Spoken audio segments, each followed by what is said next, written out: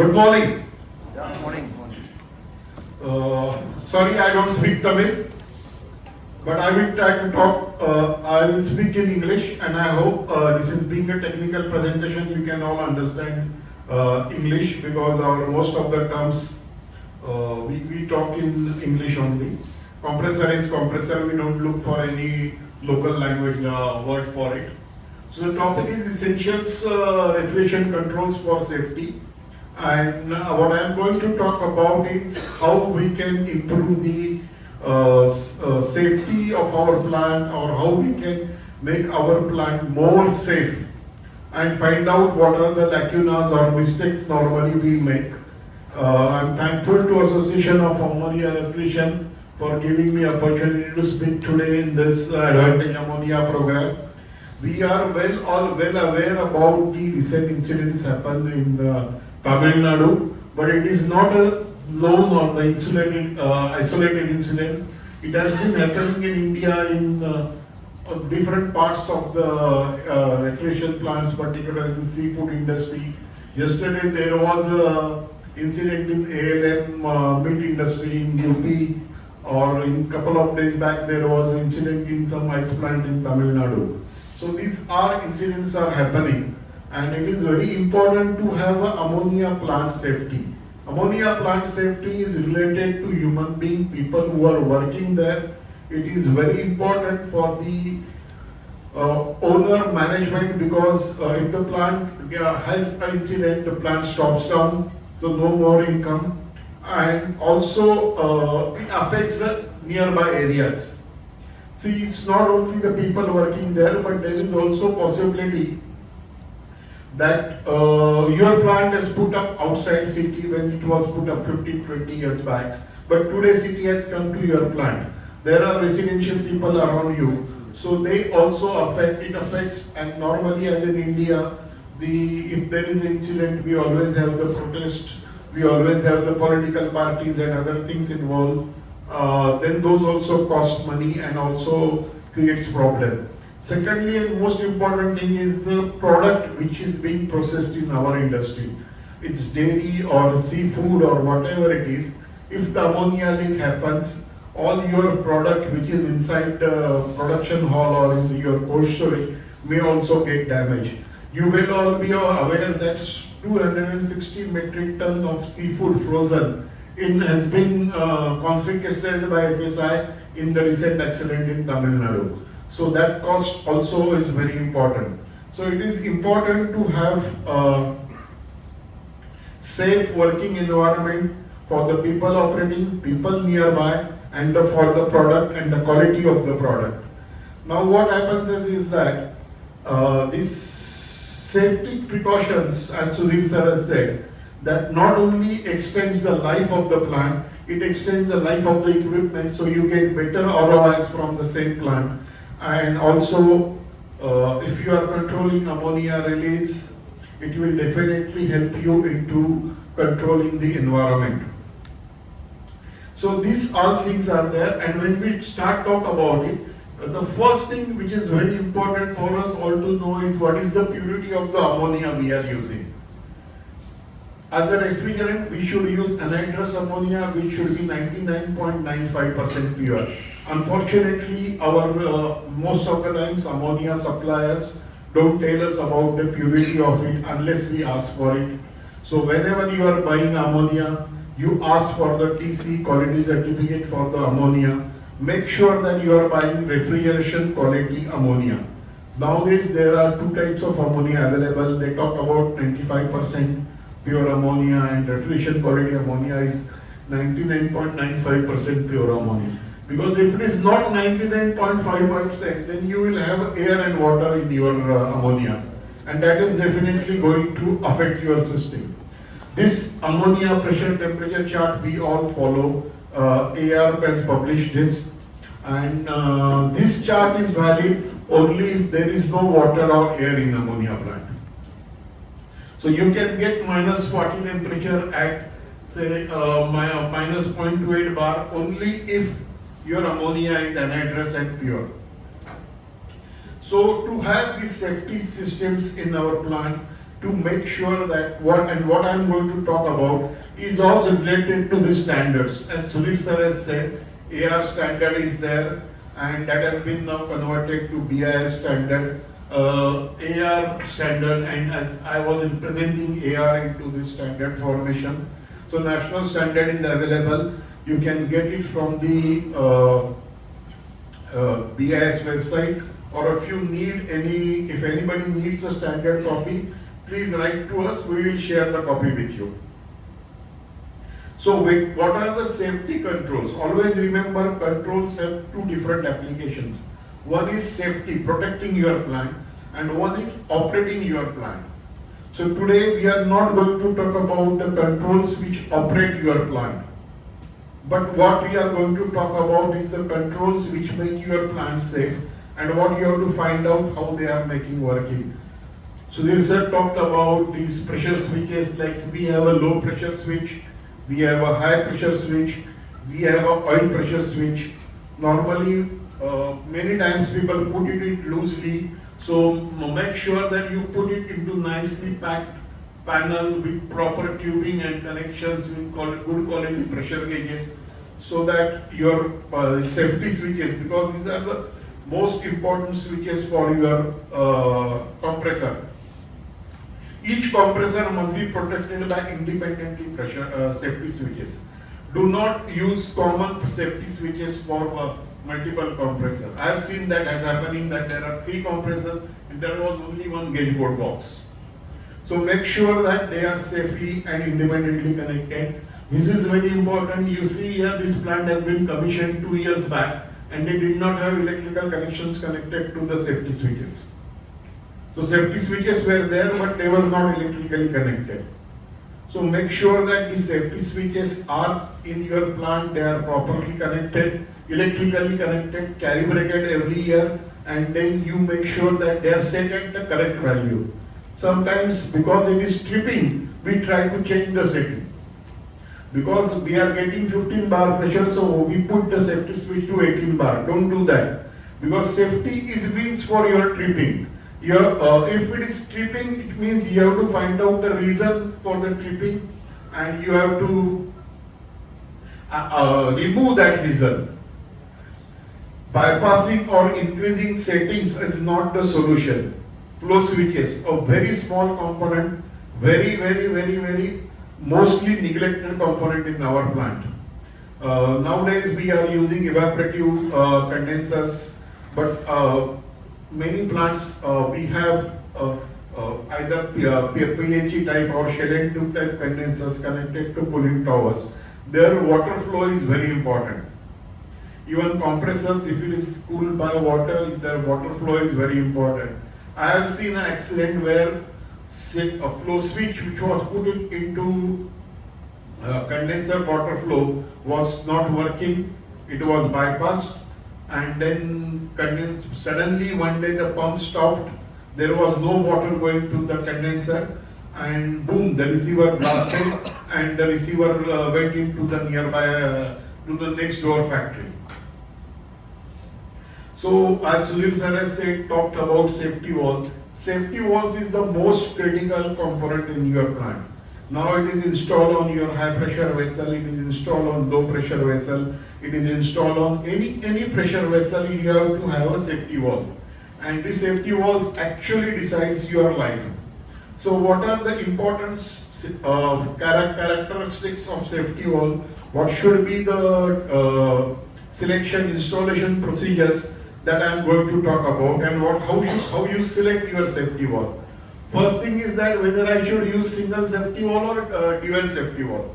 So any, as per standard, any pressure vessel having internal gross volume of 10 cubic feet or more, you should have a dual manifold safety valve. It means you have 2 safety valves on one vessel. Now what this dual manifold does? This dual manifold is normally spindle is in the back position, and it is connecting one safety valve to your vessel, and the second safety valve is blocked. So if this safety valve connected on this vessel pops up, then this spindle position you have to change manually, and then you can remove the safety valve. However, the second safety valve will come in the circuit. So your plant will always remain with the safety valve. Do not operate plant without safety valve. Most of the accidents have happened because there was no safety valve. And one important characteristics of your safety valve is how it operates. A typically safety valve should, when you say buy a safety valve, you buy a safety valve for 300 psi. The valve starts opening at 300 psi. It is not fully open at 300 psi. Depending on the manufacturer and their procedures, different safety valves operate at different differentials, operating operation. One safety valve may start opening at 300 psi and will be fully open at 400 psi. Another safety valve, which is the right one, should start 300 psi, it should start opening, and by 5% of that value, that is around 350 to 320 psi, it should be fully open. And it should be resettable type. It means by 290 to 270, 280 psi, it should immediately stop. That is what is the importance of a dual safety valve. Make sure that you are using correct safety valve. Why it is important? Because if your safety valve has got a higher operating differential, it means your safety valve is opening at say 300 psi or 400 psi and closing at 200 psi. It means the difference is very high. It also means that your release of ammonia is very high. If safety valve is operating on smaller range, smaller margin, then it will definitely release less ammonia. Ammonia release is very critical, very important, so you make sure that your safety valve is correct, the safety valve operating at lower differentials, so that you do not release more ammonia, because ammonia release causes all the panics. Secondly, which is very important, is that sizing of the safety valve. We should have a correct size of the safety valve. Most of the times we go into the market and buy half-inch safety valve. We say safety valve is safety valve, only half-inch you buy. No, it's not like that. As per standard, whatever the ASHRAE standard, IIR standard, and most importantly AR and BI standard, you have to select the safety valve on the volume of your vessel. So D is the diameter of vessel, L is the length of the vessel, and F is the correction factor. If you are calculating in IP systems, the F is 0.5. If you are using SI system, it is 0.04. So you calculate the volume of release capacity of your safety valve using this formula, and then you make sure that you select safety valve with higher capacity. Why it is important is that the moment the safety valve pops up, you should be able to release the pressure, so that vessel closes, safety valve closes faster, and you do not hold high pressure in vessel for a long time. If you use small capacity safety valve, you are holding higher pressure in your vessel for longer time, which may result into the accident. This is a typical example shown here. You have a vessel diameter 6 feet and 16 feet long. So CFDL gives you 48 pounds of air per minute. Now you want to select for 220 psi. So you make sure that your selected safety valve has got higher capacity. Don't select smaller size of the safety valve. So this one should not be selected. Whatever your requirement is 52, which is more than 48, you should select similar safety valve. All the good manufacturers give you the air capacity of the safety valve, and you use that formula to calculate it. This is the international formula followed by all ammonia refrigeration standards in world. Now, what are the importance of safety valves? Safety valves, you need to make sure there is no stop valve installed before safety valve. You use dual manifolds and make sure that there is no stop valve before safety valve. Because if that stop valve is closed, your safety valve is not going to be in the system, and it is going to create a big problem and the accidents. Make sure that your safety valves have properly designed release piping or discharge piping. Discharge piping should be taken up above any window, door or above the terrace at least 20-25 feet higher. I will show you how it is to be done. And safety walls should be installed close to the vessel or onto the vessel. Do not use a different piping to connect the safety wall. Safety wall calibration is mandatory every year in India. Make sure that you are actually calibrating the safety walls and you are not just putting the certificates or stickers of calibration. Also, as per our IS standard 17773, you need to replace safety walls every 5 years. So this video will show you how the dual manifold works.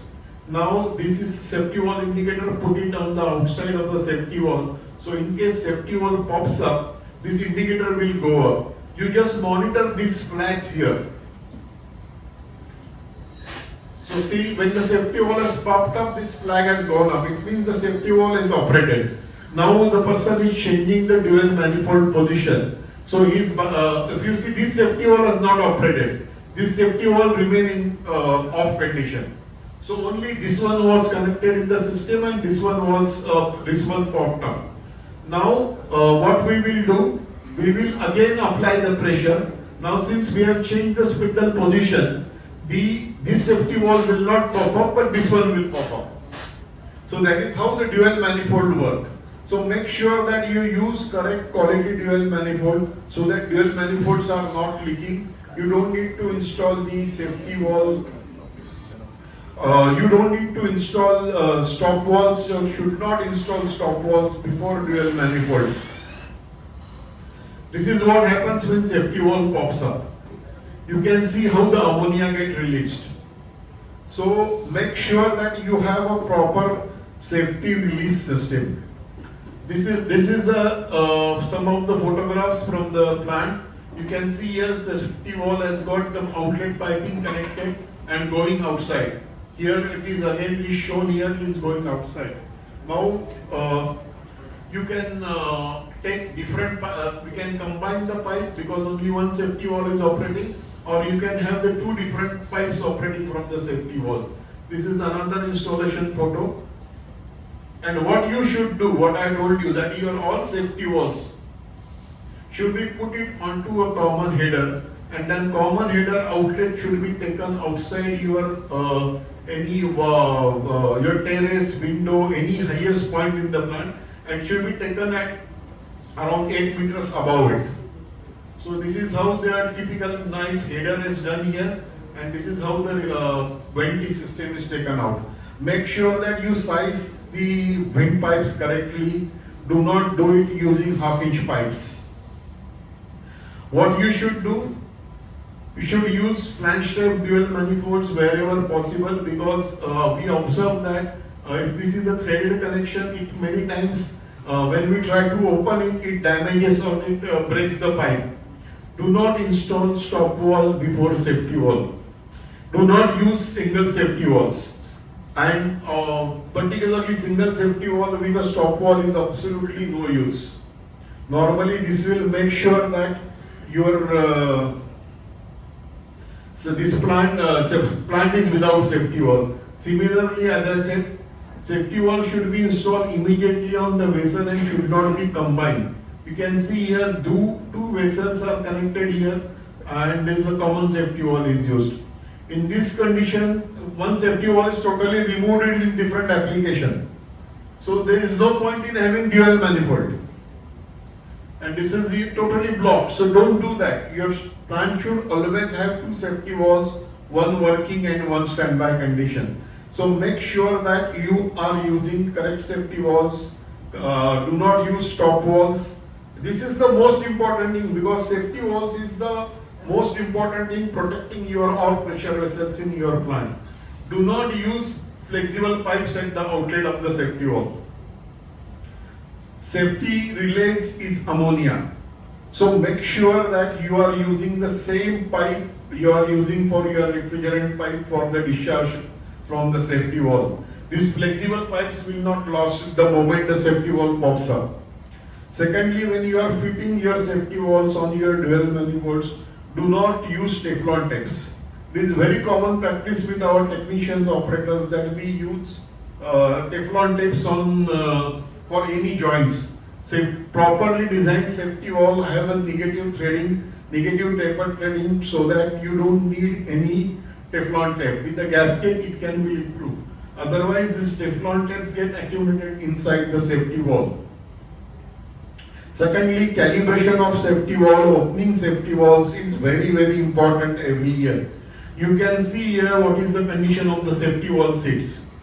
So if you do not calibrate due to corrosion and other things, the safety valves are not going to operate, or they are not going to pop up.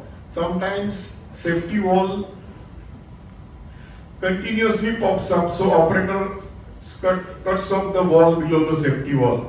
So it is very important to have properly calibrated safety valves. Second most important parameter in our safety is ammonia leak detection system. Earlier we were not that close with the ammonia leak detection system, but now it is very important to have a ammonia leak detection system where alarm monitor can be monitored by the operator sitting in the plant room or the control room, and we have sensors connected into different parts of the plant.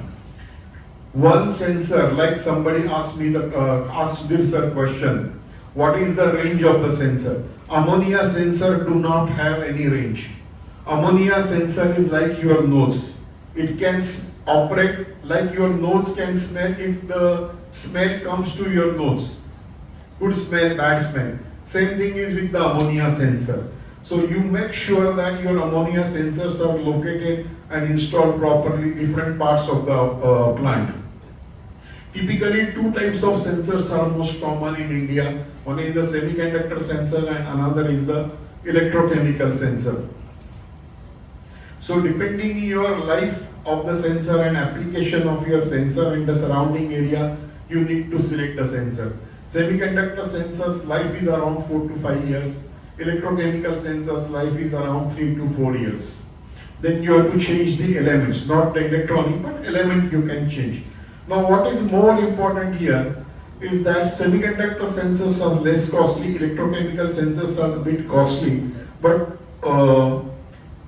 disadvantage with semiconductor sensor is that sometimes they react to the nearby gases, particularly like chlorine, sulfur, hydrochloric acids are present in your environment, or in a seafood plant you are using chlorine for dosing. If you put a semiconductor sensor in that area, it may give you false alarm.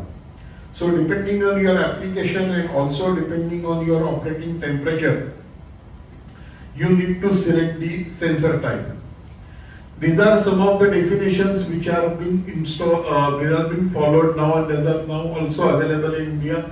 Is what is the recommended exposure level, what is the short-term exposure level, what is the threshold value, what is time weighted value, and what is IDHL, is immediate dangerous to life. So what is typically different countries follow different norms. So 25 ppm is considered as a TWL value or a REL value.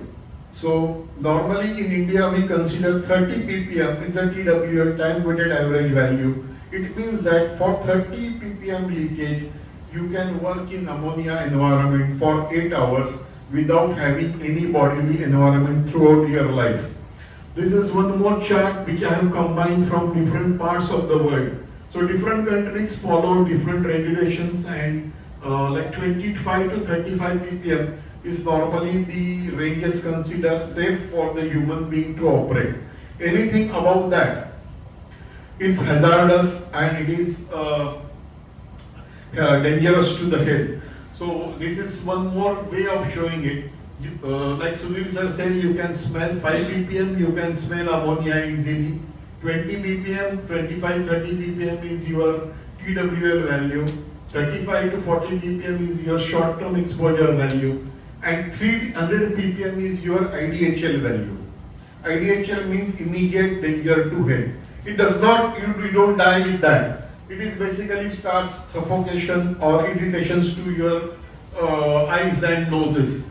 Whereas the 10,000 ppm is immediate death, and 5000 ppm is the death in within few minutes. So what we should do when we are using these ammonia leak detection systems, we make sure that our alarms are set below 300 ppm. It is very important your leak detection system, each sensor should have multiple alarms.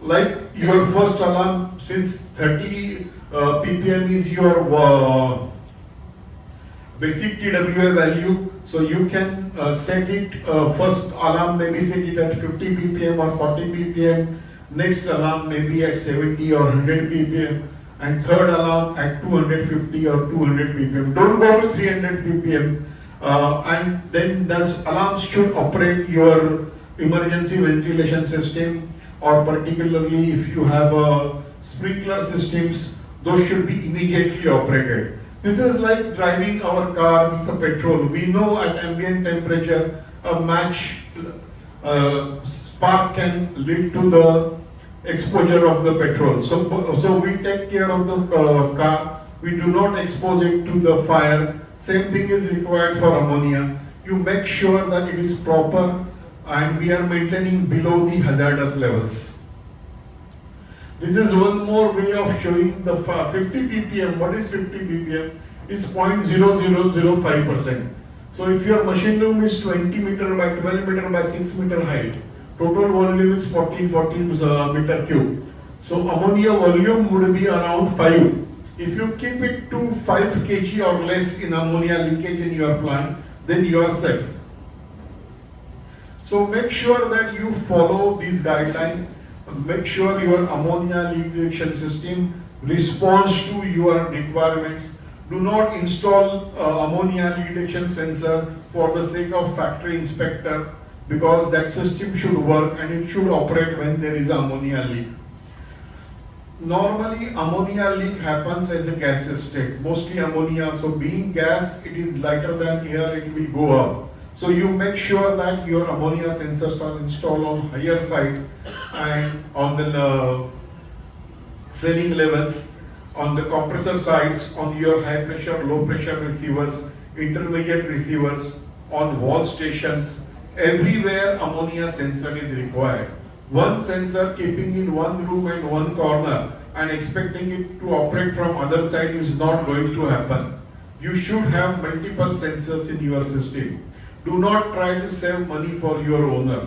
This saving of money can cause debt to you, harm to you. So your sensors must be located very properly and where the ammonia leak is likely to happen. Secondly, they should be accessible for calibration and maintenance. Sometimes people keep the sensors in such a way that it should not operate. So do not do that. These are some of the drawings I am going to share. When you have putting a sensor for ceiling, it should not touch it to the ceiling. It should be brought down near. At least 1 to 3 feet. Your sensor should be below the ceiling. Should not be touching the ceiling. Because if the sensor touch the ceiling, the ammonia reaching to that ceiling level and it is reacting is very less. Secondly, the larger rooms you have to use multiple sensors. Do not use one sensor and expect it to work. You should put it where you have proper ventilation, in the direction of the ventilation, so that if ammonia leak, the ventilation air is going to bring the ammonia to the sensor. So airflow, ventilation, fans and location of sensor is very important. These are some of the photos how the proper sensors are installed. You can see here that none of them is put it in near to beam or the column, or not one is touched to the ceiling. So proper leak detection system and must be installed, so which can be very easily audible with audible alarm, which can be very easily looked by the operator, plant monitor and take the necessary action. These are some of the bad installation examples. It is directly fit onto the ceiling above the pipes at very corner side, so where ammonia will never reach, or behind the pipes. So ammonia sensor is never going to reach into the ammonia is never going to reach into this area, and it is never going to make sensor operate. Secondly, the sensor must be fitted properly. If you see, the sensor is hang on with the wires. So such things should be avoided, and make sure that you are properly installing it. And like we talked about safety release piping, it is very important to install a sensor in your safety release pipe. So in ventilation pipe, you should have a sensor installed here, so that in case of any safety valve pops up, you will immediately get notification about the ammonia safety valve popping or ammonia leakage. This is very important to have such kind of sensors. Handled ammonia leakages are also very important, particularly in the closed room. If ammonia leak, you should not enter even without checking the ammonia ppm, ammonia level inside. So it is recommended that you wear your proper PPE kits, you use your cylinders, and then go and check the ammonia concentration inside the room. Otherwise, you will go inside and you will get unconscious. So such things must be avoided. Today, this presentation is more about how controls what controls are mandatory for making your plant safe. So I'm just talking about them. Then another is that which is being introduced in India by our AR standard, and then which was followed by the PI standard, is emergency pressure control system.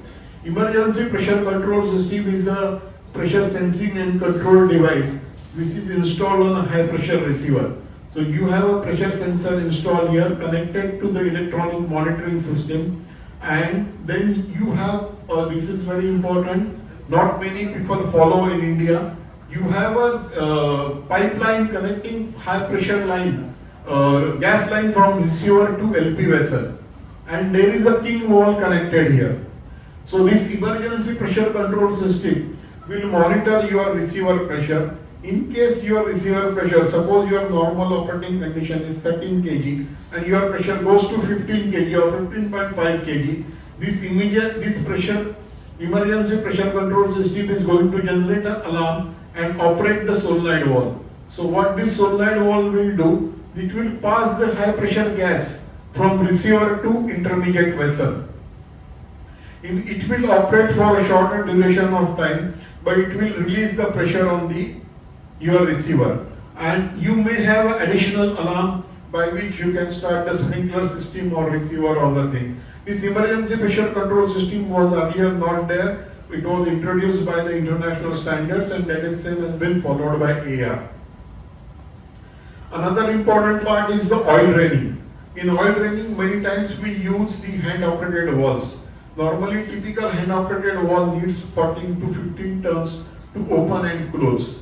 So it may happen that if ammonia comes out of it, the operating person get unconscious, or he may severely run away, which makes sure that ammonia starts leaking. So this is called a dead man valve, where you have a spring-loaded valve. When you operate this spindle, the valve will open, and when you release the spindle, the valve will close.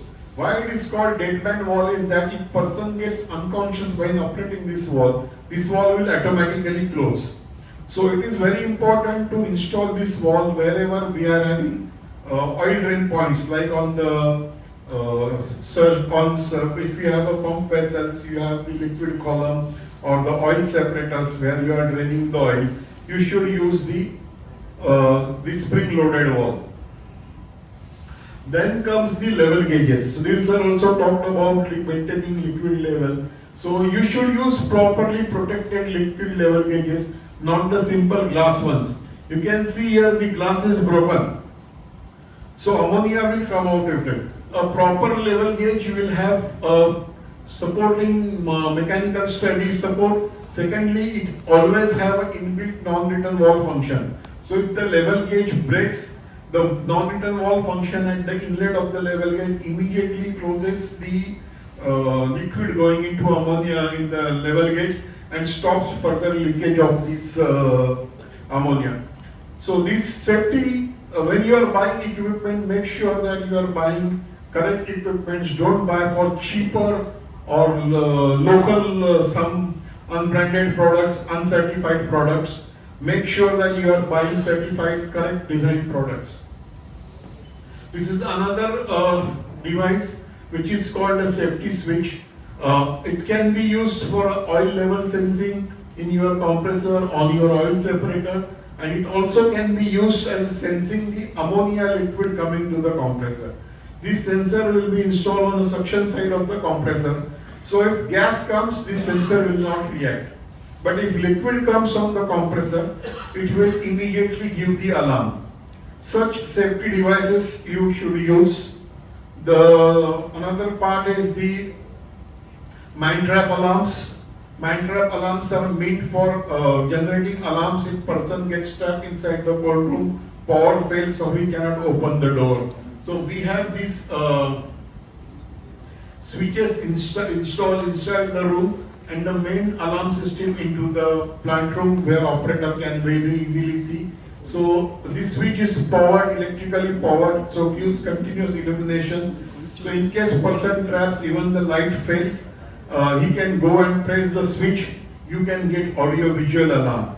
So this helps to bring the person outside. This was made mandatory by our national NHB after the accident which has happened in Gujarat, where some certain people got trapped into the cold room and they cannot come out.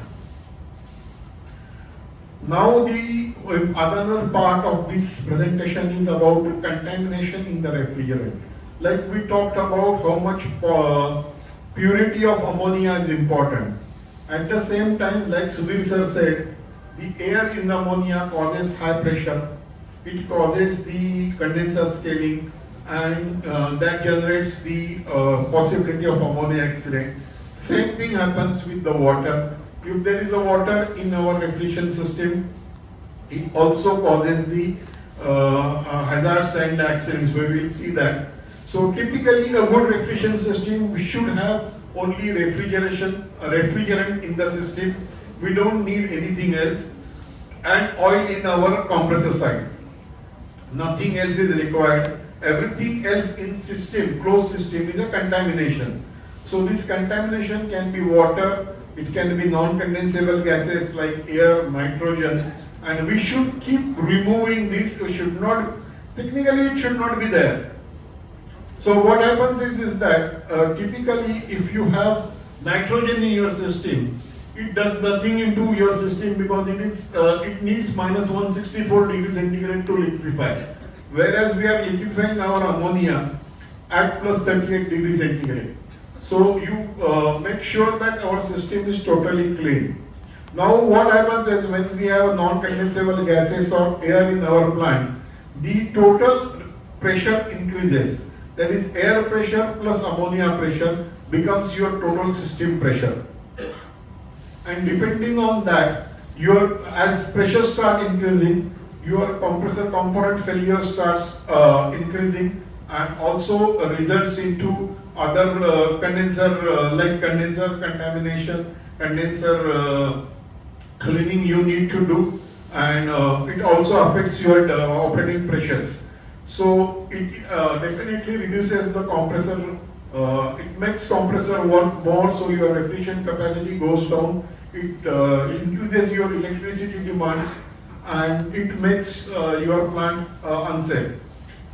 So what we normally, if the air comes in, air gets accumulated on the high pressure side. Typically on your condenser, it will get accumulated inside your tube, close to the tube. So the heat transfer area affects. Typical 4% of air will cost you around 6.5 to 7% of power.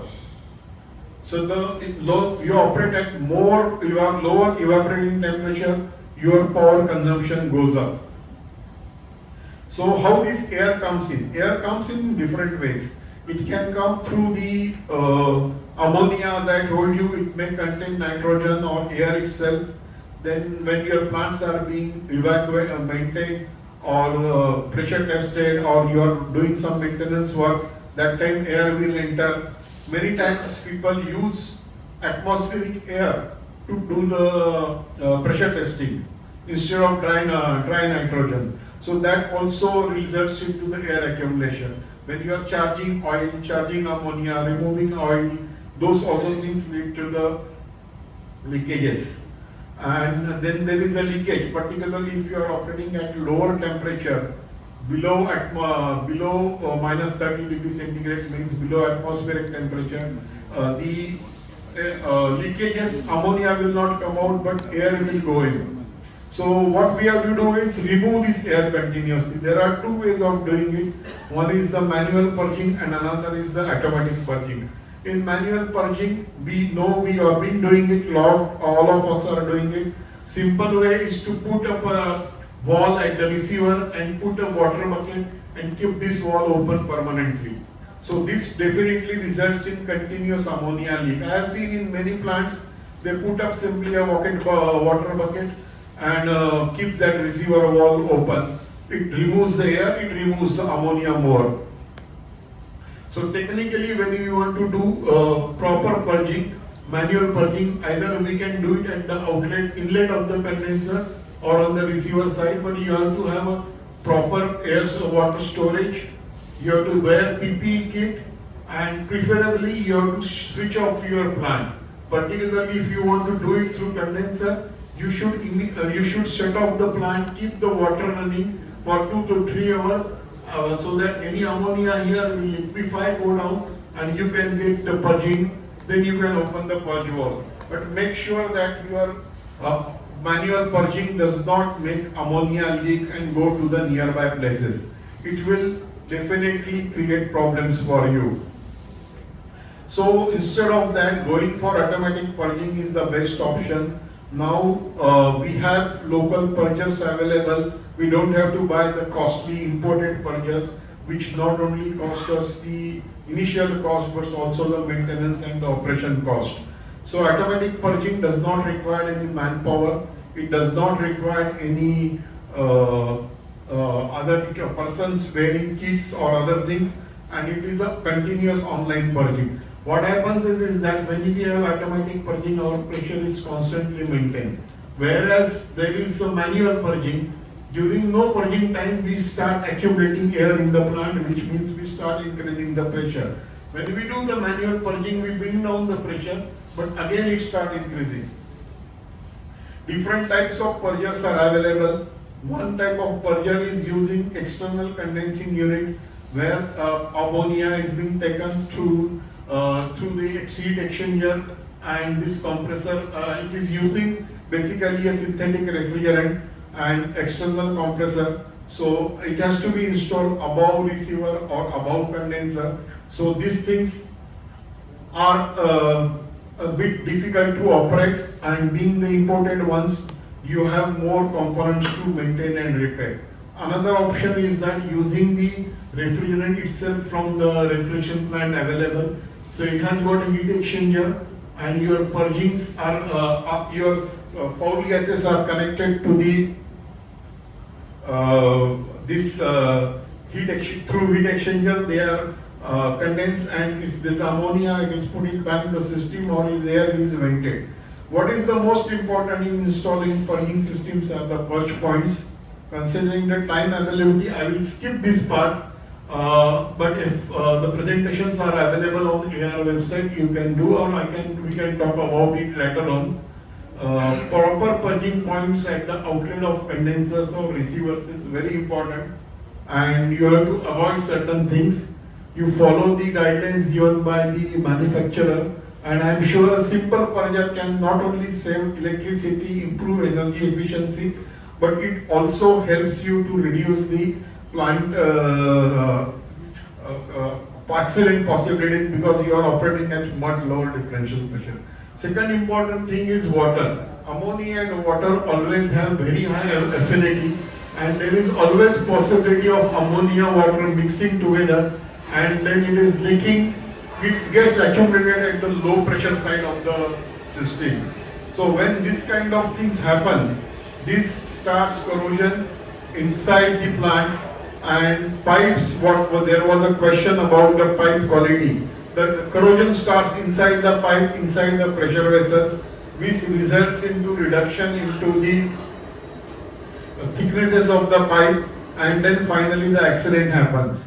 So typically at 30-degree temperature you can have a 30% ammonia, and at minus 33, 100% ammonia can absorb the water. So you make sure that water is not there. Another thing, when water mixes with the ammonia, it makes ammonium hydroxide, which is not anhydrous ammonia, and this thing starts corrosions. Typically, what is the most important thing is that boiling point of ammonia increases when the water is added to ammonia. At minus 40, you should get, at minus 0.3, you should get minus 40. But if you have a 10% ammonia, you will get minus 38 only. So what it means that you have to operate at lower suction pressure, have to operate at more refrigeration capacity to get the same things. And time limits and skipping certain things, and we can discuss if you want in person also. So water definitely clogs your ammonia, it damages your compressor, the accidents happens. You can see how the screw compressor ball bearings are being damaged. Oil gets contaminated, contaminated oil generates sludges in your things. The rusting of the balls in controls is very easily possible because of this ammonia. Strainers get choked, and then you complain that your system is not working, you are not getting the results. Second thing, your inside pipes also get damaged. So these things you must avoid in your ammonia. So how we can do it? One is that we use proper ammonia, keep it tested properly. And second thing is that we can use ammonia purifier systems in our system, which removes the water, oil and from the ammonia.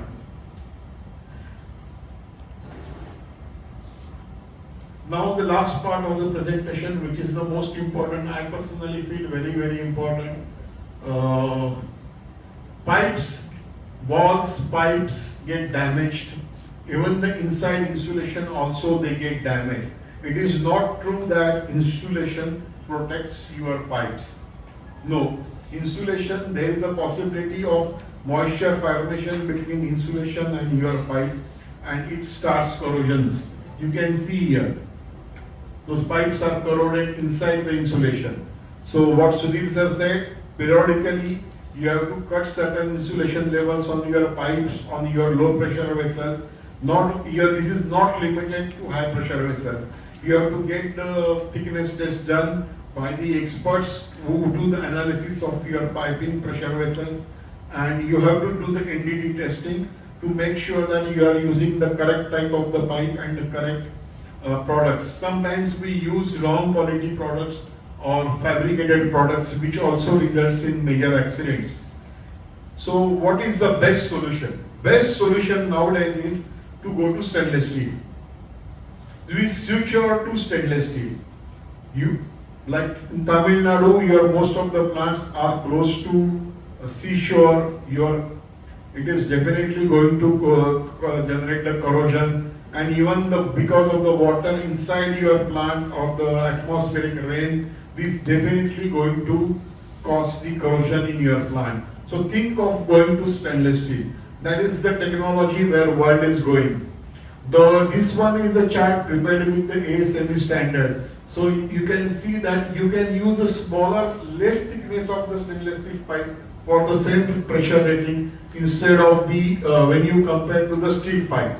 So your stainless steel pipe weight also reduces, and being the stainless steel, you don't need to clean inside. Many times cleaning of the pipes on the while installation is the most difficult part. Most of the contractors avoid that, and then that starts putting the all dirt and dust into your plant. So switch over to stainless steel. Stainless steel options are better. You can see here your handwheels are getting damaged.